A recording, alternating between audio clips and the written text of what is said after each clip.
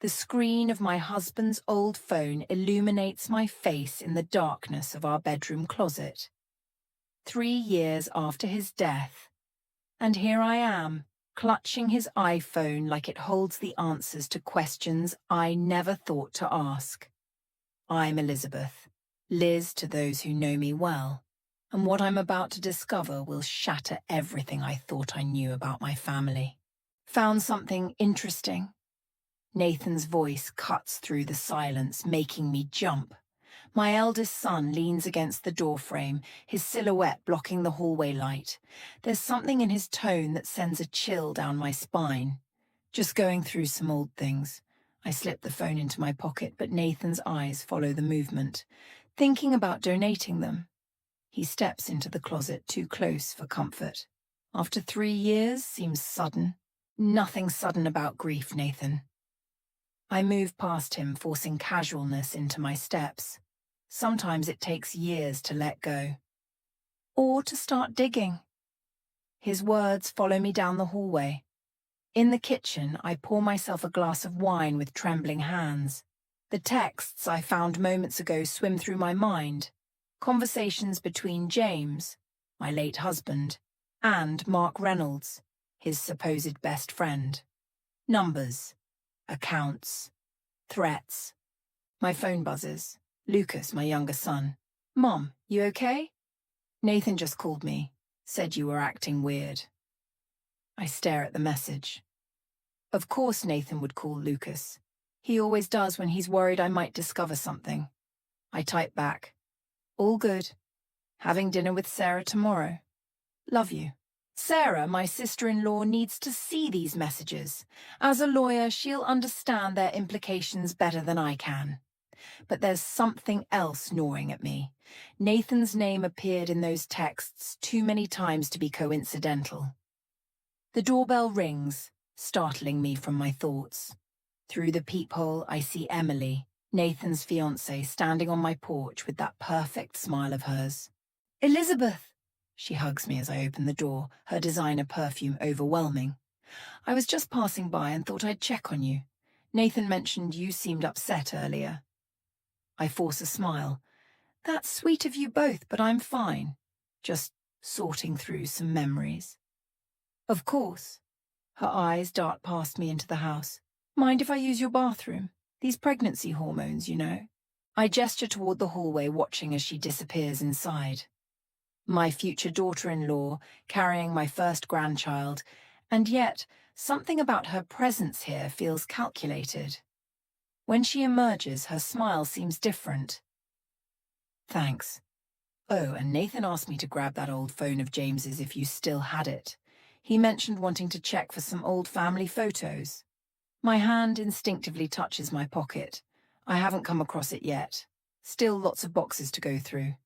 No worries, she chirps, but her eyes narrow slightly. I'm sure it'll turn up. After she leaves, I pull out James's phone again. The last message from Mark catches my eye. N knows everything. We need to move faster. Your wife can't find out about the transfers. My fingers hover over Sarah's number. Tomorrow suddenly feels too far away. But as I reach for my keys, another text from Nathan appears. Mom, Emily said you seem tired. Get some rest. We can talk about Dad's things tomorrow. I set the phone down, my mind racing. They're watching me, trying to control what I discover and when. But they don't know what I've already found, or what I'm capable of doing with that information. 3 years of grieving my husband, and now I'm about to uncover just how many lies died with him, and how many are still living in my own home. Sarah's law office feels too sterile for the conversation we're about to have. I slide James's phone across her desk, my finger hovering over the messages that have haunted me since yesterday. Before you read these, I say, I need to know if attorney-client privilege applies to sisters-in-law. Sarah's eyes narrow as she picks up the phone. It does when I'm officially retained. She pulls out a notepad, writes 1 on it, and slides it to me with a pen. Sign here. I do, and watch her face as she scrolls through the messages. Her professional mask slips for just a moment, showing something between shock and anger. "Nathan's involved in this?" she asks, though it's not really a question. "That's what I need to find out." I lean forward. "Emily showed up at my house last night asking for that phone, said Nathan wanted it for family photos." Sarah's laugh is sharp. "Family photos? Right." She sets the phone down carefully. "These messages suggest James and Mark were moving substantial amounts of money. The timestamps—" She pauses, checking dates. "These continued right up until James's accident." The word accident hangs between us. I've never questioned it before, but now... My phone buzzes. Nathan. "Mom, we need to talk. Coming over for dinner tonight. Important business opportunity to discuss." "He's coming over tonight," I tell Sarah. "Wants to discuss business." "Don't let him know what you found." Sarah starts writing rapidly. "We need to track these transfers before..." The office door opens. Mark Reynolds stands there, his usual confident smile faltering when he sees me. "Sarah, I had a quick question about..." He trails off, his eyes fixed on James's phone on the desk. "Mark." I stand slowly. "What a coincidence. Elizabeth." He recovers quickly. Too quickly. "How are you holding up? Nathan mentioned you've been going through James's things." Of course Nathan mentioned it. "Did he tell you what I found?" Mark's smile doesn't waver, but his hand tightens on the doorknob. "I should come back later, Sarah. Elizabeth, always good to see you." After he leaves, Sarah's typing furiously on her computer. "He'll warn Nathan." Good. I gather my things. Let him. I want to see what story they come up with. That evening, I'm chopping vegetables when Nathan arrives. He brings wine, expensive wine, and Emily trails behind him, already playing with her engagement ring like she always does when she's nervous. "Mom," Nathan starts, pouring 3 glasses. "We need to talk about Dad's estate." "What about it?" I keep chopping, not looking up. "I've been thinking about his legacy, about building something that would make him proud." Nathan's voice has that smooth quality it gets when he's pitching something. "I've found investors willing to back a new venture, but we need initial capital." "How much?" I ask, finally looking at him. "Just what's in the trust, temporarily." He smiles. James's smile, but somehow wrong. "It's a sure thing, Mom. Emily's father's firm is backing it." Emily nods enthusiastically. "Daddy says it's the opportunity of a lifetime." I set down the knife. "Like the opportunity Mark Reynolds discussed with Dad?" The silence is absolute. Nathan's smile freezes, then transforms into something harder. "You've been talking to Mark?" "No." I reach for my phone, pull up the messages. "But Dad was. Right until the day he died." Emily stands abruptly. "I should give you two some privacy." "Stay." Nathan's voice is sharp. "Mom's obviously confused about some old business dealings." "The only thing I'm confused about," I say, "is whether you started helping them steal from us before or after your father died." Nathan's glass hits the counter hard enough to crack. "You have no idea what you're talking about. Dad's business was complicated." "Was the accident complicated too?" The words escape before I can stop them. Nathan's face goes white, then red. "How dare you? I loved Dad. Everything I'm doing for this family." "Nathan," Emily tugs at his arm, "maybe we should go." He shakes her off. "No, Mom needs to understand. Dad's way of doing things, your way of doing things, it's not enough. The world doesn't work like that anymore." I look at my son, really look at him, and for the first time, I see a stranger. "Get out of my house." "Mom."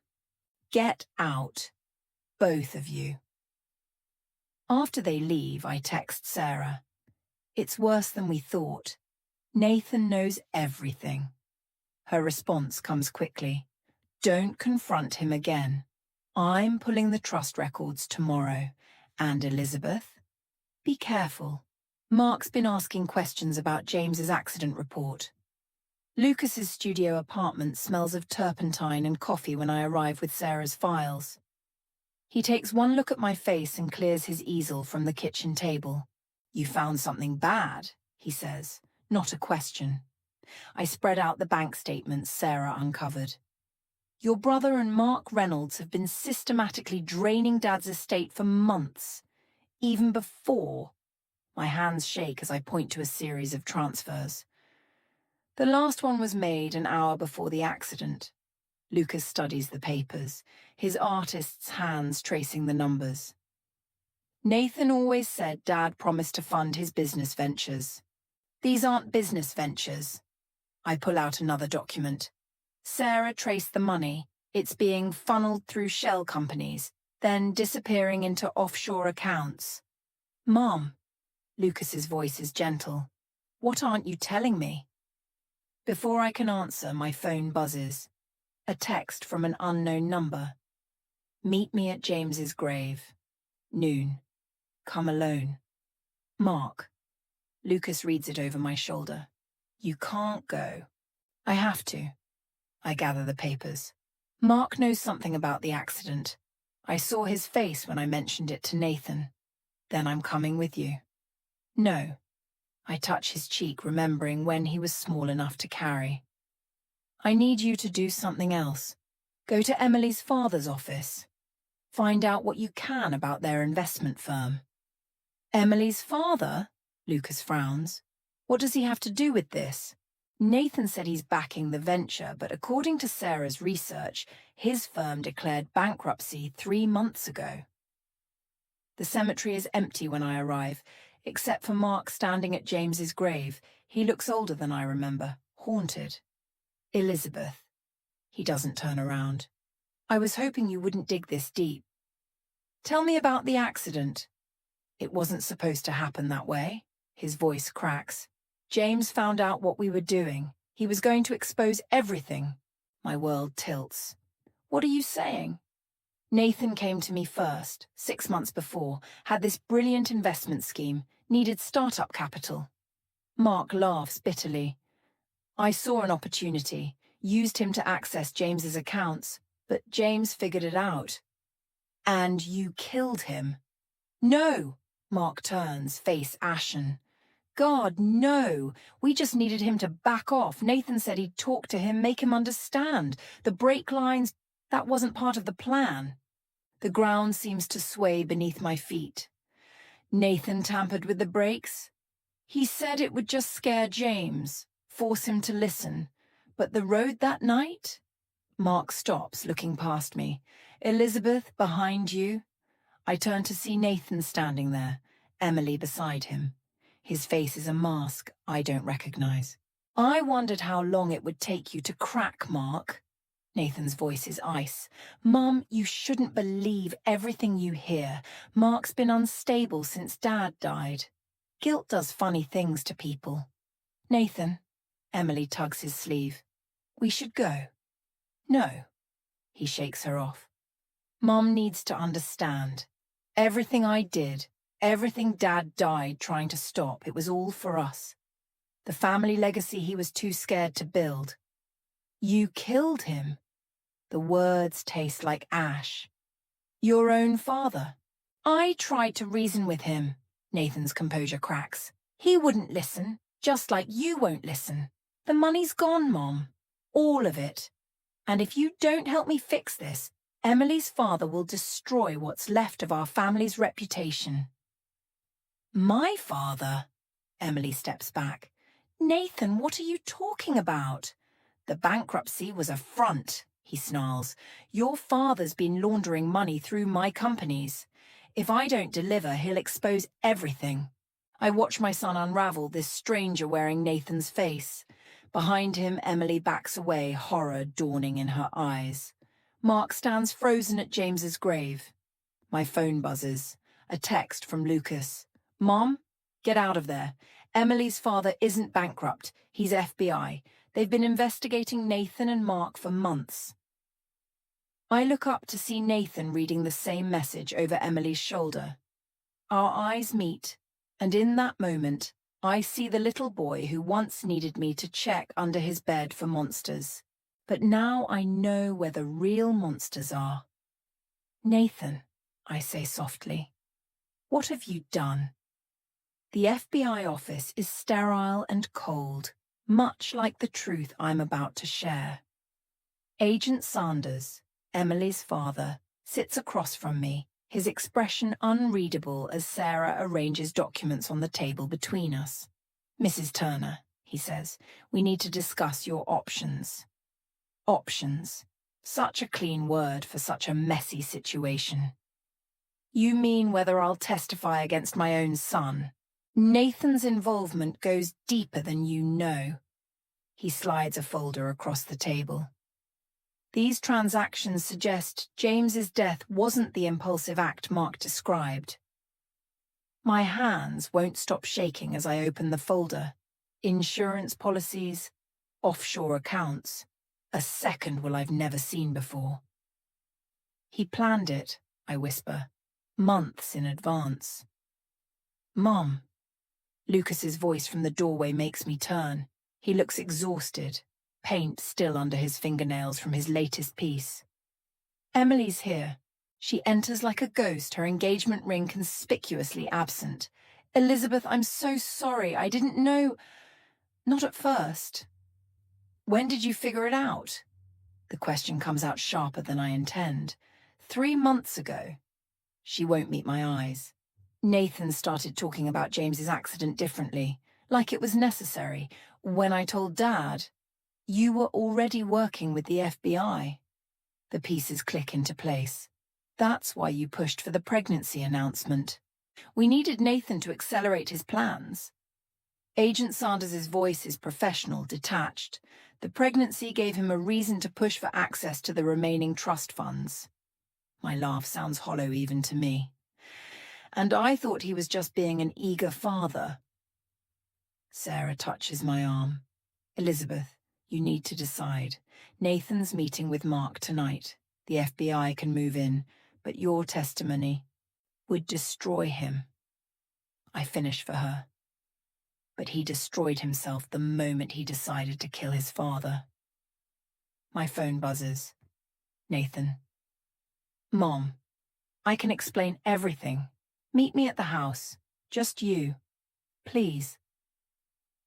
I show the message to Agent Sanders. He nods to someone outside the room and suddenly there's activity everywhere. Agents donning vests, checking weapons. Mrs. Turner, Agent Sanders says, we can handle this without you. You don't have to. Yes, I do. I stand, feeling older than my years. He's still my son. The drive home feels eternal. FBI vehicles shadow me discreetly, but I've never felt more alone. Lucas wanted to come, but this is between Nathan and me. It always has been, really. This dance of expectations and disappointments. The house is dark when I arrive, except for the kitchen light. Through the window, I see Nathan sitting at the counter, head in his hands. For a moment, he looks 16 again, worried about college applications and basketball tryouts. Then he looks up and the illusion shatters. You're wearing a wire. It's not a question. Yes. He nods slowly. Did you ever wonder why Dad never let me into the business? Why he always kept me at arm's length? He was protecting you. He was controlling me. Nathan's fist hits the counter. Everything I did was wrong. Too aggressive, too risky. But look what his caution got him. A middling company and a legacy of mediocrity. It got him killed. The words hang between us. By his own son. I gave him a chance to understand. Nathan's voice turns pleading. Mum, everything I did was to make us stronger, to build something worthy of the Turner name. And Emily? Was she part of the plan? Something flickers in his eyes. Where is she? With her father, at the FBI office. The change is instant. Nathan's face hardens and I see James's killer emerge. You're working with them. No, Nathan, I'm your mother. I'm trying to save what's left of you. Save me. He laughs. and it's a terrible sound. Mom, there's nothing left to save, but I can still save you. From what's coming next. His hand moves toward his jacket, and suddenly I understand. This isn't about explanation or redemption. It's about silencing the last witness who could destroy everything he's built. Nathan, I say softly, backing toward the door. What would your father think? Let's ask him. He pulls out the gun. After all, you'll be seeing him soon. The gallery walls are stark white, making Lucas's paintings burn with even more intensity. I watch him adjust the lighting on his centerpiece. A fractured family portrait where every face is turned away except one. My face staring out from the canvas with eyes that know too much. The opening's tomorrow, Lucas says, not turning around. Nathan will come. The FBI will be here too. I step closer to the painting. Hidden in plain sight, just like the truth was all these years. Mom! Lucas finally faces me. You don't have to be here. Sarah can handle... I need to see his face. My voice sounds strange even to me. When everything falls apart, I need to watch it happen. My phone buzzes. Mark, Nathan knows about tomorrow. He's not planning to surrender quietly. Before I can respond, Emily appears at the gallery entrance, her face pale. Elizabeth, we have a problem. Nathan's been to see my father. What did he offer? Everything. She moves closer, lowering her voice. Names, dates, accounts, everything about Mark's operation, in exchange for immunity. The betrayal shouldn't surprise me anymore, but it still cuts deep. And your father? Refused. But Nathan... She glances at the painting. He laughed, said if he's going down, he's taking everyone with him, including Lucas. My blood runs cold. What does Lucas have to do with this? The gallery. Emily's hands twist together. Nathan's been laundering money through art sales. He's been using Lucas's name, his reputation, for months. Lucas drops his tools with a clatter. That's why those collectors were so eager to pre-purchase everything. They weren't real buyers. No. Emily looks away. They were Nathan's partners. Tomorrow night, when the sales go through, Lucas would be implicated in everything. The pieces click into place with horrible clarity. Nathan's using his own brother as a fall guy. My phone buzzes again. Sarah. Police found Mark. He's dead. Apparent suicide, but nothing about this family is what it appears to be anymore. Cancel the opening, I tell Lucas. We'll find another way to... No. Lucas's voice is firm. This ends tomorrow. All of it. He turns to the painting, and I see James in his stance, in his determination. The same determination that got his father killed. Lucas, please. My voice breaks. I can't lose both my sons. You already lost one. He touches the canvas, tracing the turned-away faces. The brother I knew died the day he decided to kill Dad. What's left is just... shadow. Emily's phone chimes. Her face goes ashen as she reads. Nathan's just posted online. He's exposed everything, the money laundering, Mark's death, all of it. But he's twisted it, made it look like Lucas was the mastermind, using his art to hide the operation. The evidence... I start, but she cuts me off. Doesn't matter, the story's out there now. By tomorrow night, everyone will believe Lucas is guilty. I look at my younger son, still standing before his work. The gallery lights cast his shadow long and dark against the white walls, like a prophecy of what's to come.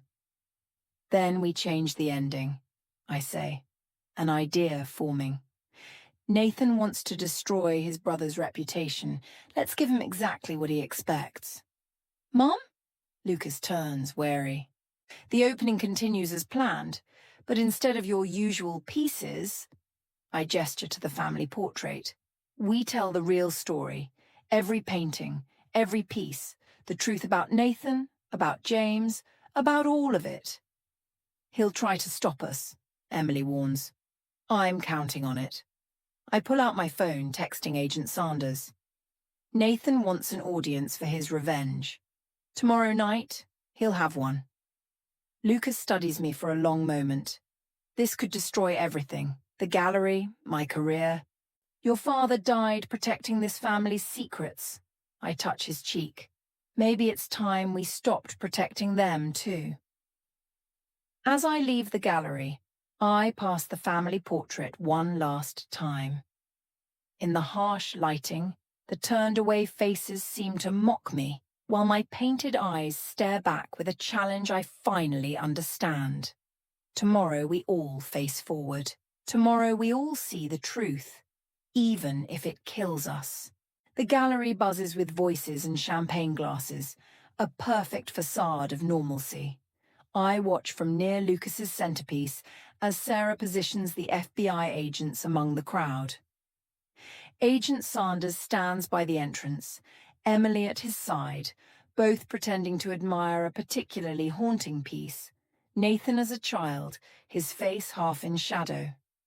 He's here, Lucas murmurs, appearing at my elbow. Nathan moves through the crowd like smoke, greeting people with that perfect smile of his.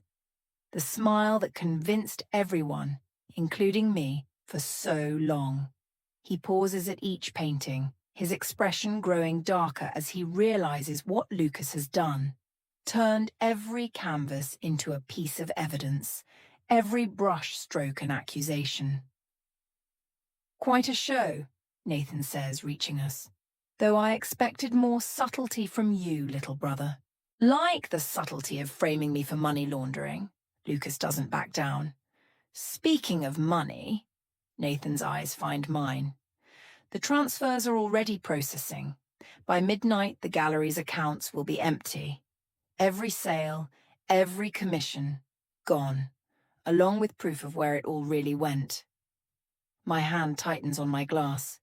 It's over, Nathan. The FBI are too late. He smiles, genuine this time. Did you really think I'd come here without insurance? Check your phone, Mom. The text message makes my blood freeze. Video footage of James the night he died, arguing with Nathan in his office. The timestamp matches the accident perfectly. I've set it to release to every major news outlet at midnight, Nathan continues. Dad's last moments, proof that Lucas knew everything about the money laundering, the grieving artist corrupted by greed. They'll love it. That video's edited, I say, but my voice shakes. Prove it. Nathan sips his champagne. Oh, wait, you can't, because the original footage died with Mark. Funny how evidence has a way of disappearing. Lucas steps forward, but I grab his arm. Across the room, I see Agent Sanders moving closer, Emily's face tight with tension. You'd destroy your own brother? I ask. Everything he's worked for? Like Dad tried to destroy me. Nathan's mask slips, showing something raw beneath. He chose Lucas over me every time, the good son, the artist, while I had to fight for every scrap of approval. So you killed him. I freed us. Nathan's voice drops lower. From his control, his disappointment. I could have freed you too, Mom, if you'd just trusted me. Trust you. The laugh tears from my throat. You murdered your father, set up your brother. How many more people have to suffer for your freedom? Just one more. He sets down his glass. At midnight, when those transfers complete, Lucas's career ends. The scandal will destroy him. Unless what? Unless you confess. Nathan's eyes gleam. To everything. The money laundering, Mark's death, all of it. A mother's desperate attempt to protect her favorite son, using the other as a scapegoat. The press will eat it up. The gallery seems to spin around me. You want me to confess to your crimes? I want you to choose finally between your sons. He checks his watch. You have 10 minutes before the video releases. 10 minutes to save Lucas's future. I look at Lucas, seeing James in his eyes, in his strength. Then at Nathan, my firstborn, now a stranger wearing my son's face. "Mom, don't," Lucas whispers. But I'm already stepping forward, reaching for Nathan's phone. He lets me take it, that triumphant smile growing. "Agent Sanders," I call out, my voice carrying across the gallery. "I believe this is what you've been waiting for." Nathan's smile freezes as FBI agents converge. "The phone's locked. You can't." "James taught me something you never learned," I say, watching his face. "Always have a backup plan." I press my thumb to the phone's scanner. It unlocks instantly. "Dad gave me access to everything after he discovered what you were planning," I tell him, "including this phone. The real video is here, showing exactly what happened that night." Nathan lunges for the phone, but it's too late. On every screen in the gallery, the truth begins to play, and I watch my son's perfect world crumble, knowing that in saving one son, I've lost the other forever. The holding cell's fluorescent lights make Nathan look older, harder. I sit across from him while Sarah stands by the door, her legal pad untouched. "The DA's offering a deal," I say, sliding the papers across the metal table. "In exchange for information about Mark's death." Nathan's laugh is hollow. "Still trying to save me, Mom? After everything?" I'm trying to understand. My hands rest flat on the table, steady now. Mark's confession was found in his car. He claimed he manipulated you, used your ambition. Used me? Nathan leans forward, chains rattling. I used him. Just like I used Emily, used Lucas's gallery. Dad taught me well. Everything's a tool if you know how to grip it. Your father never... My father was weak. His fist hits the table. He had everything, connections, power, respect, and he wasted it on morality. On Lucas's art. On your perfect little family. Sarah steps forward. Nathan, think carefully about what you say next. Why? His eyes lock onto mine. Because it might hurt Mom's feelings? Because it might ruin what's left of our family name? He laughs again. Tell me, Mom, how does it feel knowing you raised a murderer? The question hits like a physical blow, but I keep my voice steady. I raised 2 sons. One of them killed his father. The other one helped catch him. Lucas, Nathan spits the name. The golden child. Did he tell you he knew? About the money laundering? About Emily working with the FBI? He knew for months. Watched me dig my own grave. He tried to warn you. He tried to control me, just like Dad did. Nathan's mask cracks completely. Do you know what Dad said that night? That I was a disappointment, that everything I touched turned toxic. So I showed him just how toxic I could be. My hand moves to my throat, where James's wedding ring hangs on a chain. You tampered with his brakes. I gave him a choice. Nathan's voice drops to a whisper. Back off, or take the consequences. He chose wrong. And Mark outlived his usefulness. Started having regrets, talking about confessions. A cold smile. Amazing how guilty people get when they realize they're working with a murderer. Sarah's pen scratches across her pad. Nathan notices his smile widening.